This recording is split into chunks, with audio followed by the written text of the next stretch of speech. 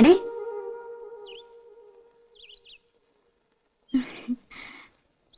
ആശാരിമാരുണ്ടായിരുന്നപ്പോ ഒരു രസായിരുന്നു ഇല്ലേ ഉപ്പച്ചി?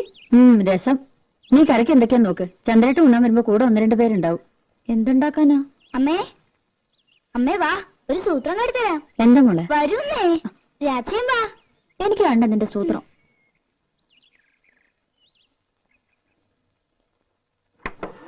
ഇപ്പൊ കാട്ടിത്തരാട്ടോ.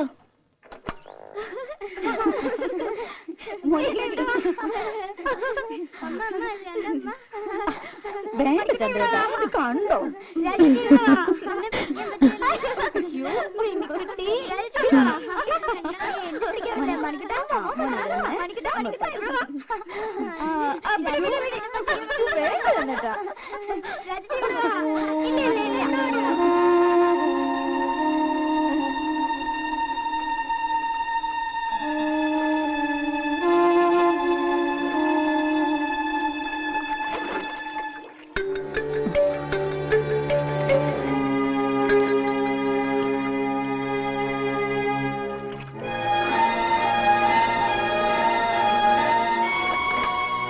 മതി, എനിക്കൊരു തലവേദന. ഒന്ന് കിടക്കട്ടെ. ഇനിയും കൊറേ ഉണ്ടമ്മേ. ഇറങ്ങി പോടി അവിടുന്ന്.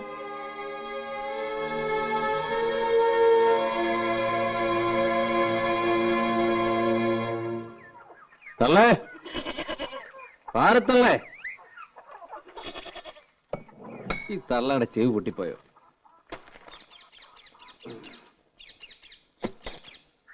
പാരത്തള്ളേ.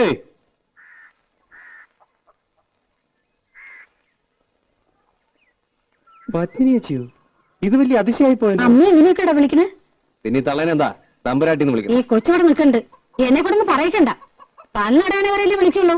അതിനി വലിയ താമസമില്ല. അപ്പൊ ഡെയിലി കണ്ണടയ്ക്കാണ്ട് ഉറങ്ങണേ. വെട്ടിത്തിളപ്പിച്ച് കുടിക്കേ. മാസത്തിൽ ഒരു ആടുതല വിഴുങ്ങില്ലെങ്കിൽ നടുവ് പൊങ്ങില്ലാന്ന് സൂത്ര. ചേച്ചത്തിനും പറയണ്ട, മാറി. സൂത്രാടാ. വെറുതെ ആണോ നിന്റെ തല കണ്ടപ്പോഴും തന്തയുടെ തല കുറച്ചത്? പണ്ടക്കാലം എന്തിനാടാ വെറുതെ? ഇതൊക്കെ ഒരു രസമാ. പത്നി വെച്ചിരിക്കെ, ഞാൻ ആ കുളത്തിലൊന്ന് മുങ്ങിട്ടു. എനിക്ക് ഉടനെ പോണം. ഞാൻ എന്തിനു വന്നെന്നറിയോ? പേരപണി ഉടനെ തുടങ്ങുന്നുണ്ടാവും. അതെ, അതിനു മുൻപ് ഒരു കടമയും കൂടി തീർത്തുകൊണ്ടെന്നാ ചന്ദ്രേട്ടന്. എന്നാലേ എനിക്ക് സമാധാനം ആവുള്ളൂ. രാധയുടെ കല്യാണം. അതിന് അവക്കൊരു 10-21 വയസ്സായിട്ട് മതിയെന്നാണല്ലോ പത്നിയേച്ചി പറഞ്ഞിരുന്നത്. അതെ, പക്ഷേ ഞാൻ ആലോചിച്ചപ്പോ ചന്ദ്രേട്ടനുള്ളതുകൊണ്ട് എനിക്കൊരു കൂട്ടിന് ആവശ്യമില്ല.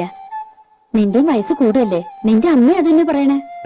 അമ്മ പറഞ്ഞൊന്നും കാര്യമാക്കണ്ട കേട്ടോ. അതല്ല, അവർക്കും ഇല്ലേടെ ആഗ്രഹങ്ങള്. നിന്റെ ഒരു കുട്ടി എടുക്കണമെന്നും കൊഞ്ചിക്കണമെന്നൊക്കെ. പെട്ടെന്നോ? വേറൊന്നും പറയണ്ട. വീട് നന്നാക്കണമെങ്കിലോ കല്യാണ ചെലവിനോ അവൾക്ക് വേണ്ട സ്വർണ്ണ തുണിയോ ഒക്കെ ഞാൻ നോക്കിക്കോളാം. അവൾക്ക് എത്ര കൊടുത്താലും നിന്റെ കടം തീരില്ല. എനിക്ക് ഈ ലോകത്ത് ബന്ധമെന്ന് പറയാൻ ഒരേട്ടൻ മാത്രമേ ഉള്ളൂ. അവരൊന്നും തിരിഞ്ഞു നോക്കാറോടില്ല. രാധ എന്റെ സ്വന്തം അനിയത്തിക്കുട്ടി തന്നെയാ.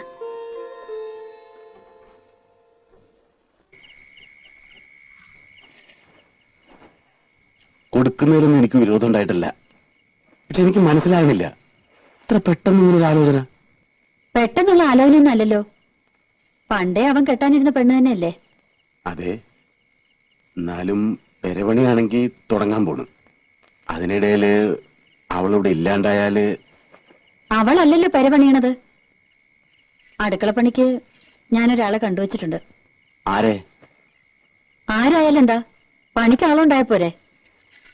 വല്ലതും വായിച്ചു പിടിച്ചത് തിന്നണ്ടടി. അങ്ങനെ രുചി പിടിക്കണ്ട. ഇത്രയും നാളും തിന്നുകൊണ്ടിരുന്നത് രാധ വെച്ച് വിളമ്പിയതല്ലല്ലോ.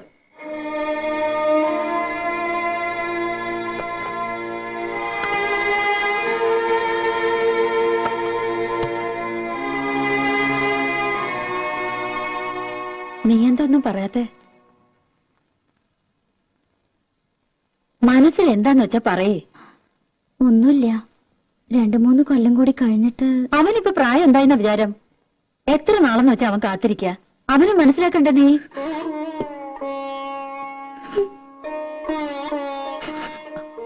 അതിന് നീ കരയണ എന്തിനാ?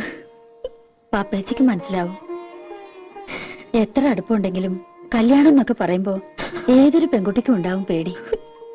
നിന്നെ അവൻ പൊന്നുപോലെ നോക്കിയോളും. ഇങ്ങനെ കരയാൻ അവൻ ഒരിക്കലും ഇടവരുത്തില്ല. എന്തേ കരയാവള്?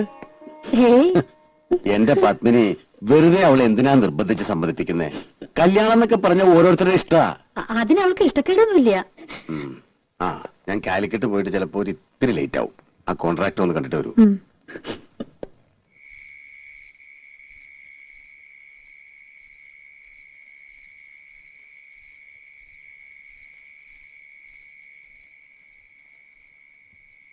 രാധേ, രാധേ,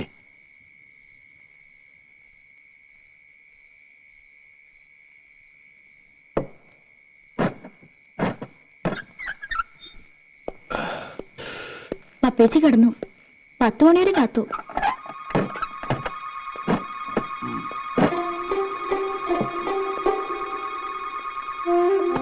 ആ വെള്ളം തന്നെ.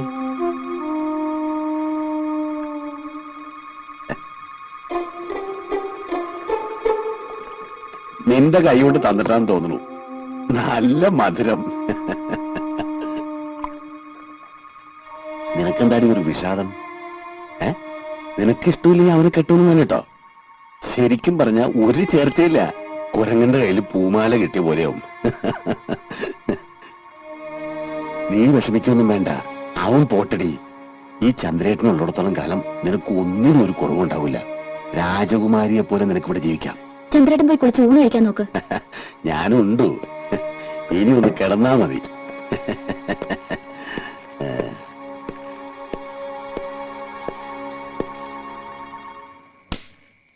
ലൈറ്റ് ഓഫ് ആക്കണ്ട.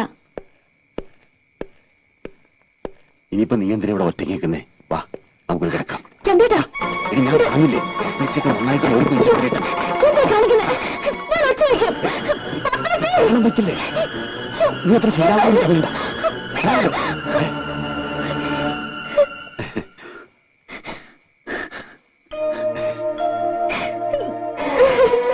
എന്നെ കണ്ടവള് വല്ലാതെ പേടിച്ചു, പാവം.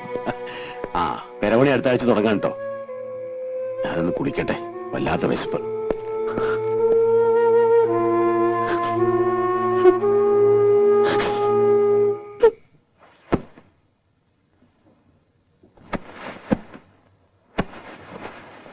അതിനും മാത്രം ഇവിടെ എന്താ ഉണ്ടായ പത്മിനി ഇപ്പോ? ദേ, നമ്മൾ വെറുതെ സംസാരിച്ച് വഷളാക്കണ്ട. ഒന്നും ഉണ്ടായിട്ടില്ല. സമ്മതിക്കണു പോരെ? പിന്നെ എന്തിനാ അവളിപ്പോ പറഞ്ഞേക്കണേ? അവൾക്ക് പോണം. 20,000 രൂപയും 10 പവന്റെ ആഭരണവും ഞാൻ കൊടുക്കുന്നുണ്ട്. ഭയങ്കര ക്രൂരത നീ കാട്ടണേ.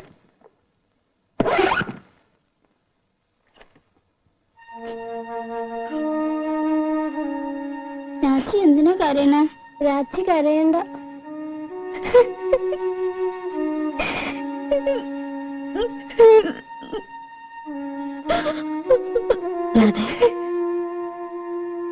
കുട്ടികളെ വിഷമിപ്പിക്കാതെ അവരെ ഒരുക്കി സ്കൂളിൽ വിട.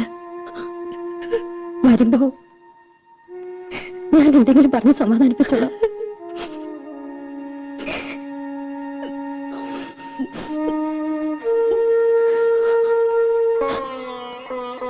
മോളെ, പപ്പേച്ചയുടെ ജീവിതം മാത്രമല്ല, എന്റെ ജീവിതവും നശിക്കരുത്. അതുകൊണ്ടാ പപ്പേച്ച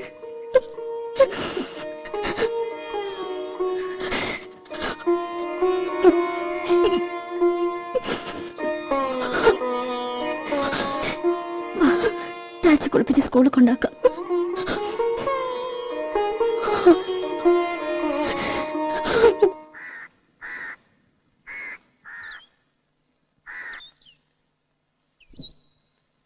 അത്യാവശ്യമായിട്ട് കാണണമെന്ന് പറഞ്ഞപ്പോ ഞാൻ പേടിച്ചു. ഞങ്ങൾ കുറച്ചു ദിവസം ഇവിടെ ഉണ്ടാവില്ല. ചന്ദ്രേട്ടന്റെ വീട്ടിലും എന്റെ ഏട്ടന്റെ അടുത്തും പിന്നെ ചില ബന്ധുക്കളുടെ വീടുകളിലൊക്കെ ഒന്ന് പോണം. ഇത്ര നാളും അതൊന്നും പറ്റിയില്ല. അതുകൊണ്ട് രാധ കുറച്ചു ദിവസം എന്റെ വീട്ടിലൊന്ന് നിൽക്കട്ടെ. അത് വീട്ടിലേക്ക് കൊണ്ടുപോകുമ്പോ ഒരു മണവാട്ടിയായിട്ട് കൊണ്ടുപോകണമെന്ന് ആശ. അത് സാരല്ല. നാളെയോ മറ്റന്നാളോ എന്നു വെച്ചാൽ ആ ചടങ്ങ് അങ്ങോട്ട് നടത്തുക. പൊന്നും ഡ്രസ്സും കാശൊക്കെ അവളുടെ കയ്യിലുണ്ട്. അത് കഴിഞ്ഞിട്ട് ഞങ്ങൾ പോണുള്ളൂ. അങ്ങനെ അടാപിടിയെന്ന് കൂട്ടുകാർക്കും അയൽക്കാർക്കൊക്കെ ഒരല്ല ചോറ് കൊടുത്ത് ഒരു പന്തലൊക്കെ ഇട്ട് ഒരു കല്യാണമായിട്ട് നടത്തണമെന്നുണ്ട്. ഞാൻ അങ്ങനെ മതി. അതുവരെ അവൾ അവിടെ നിൽക്കട്ടെ. ഞങ്ങൾക്ക് പോവാണ്ടിരിക്കാൻ വയ്യ. അല്ലെങ്കിൽ പിന്നെ അവളുടെ അച്ഛന്റെ കൂടെ.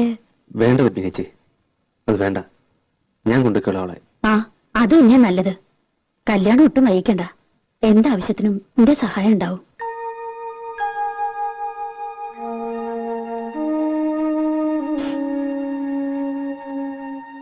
നീ വിഷമിക്കൊന്നും വേണ്ട.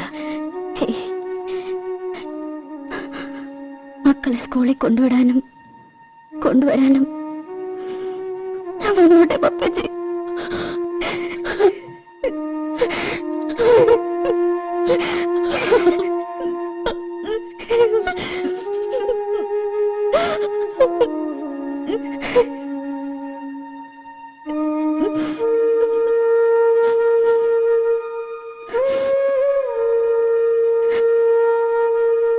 ഓ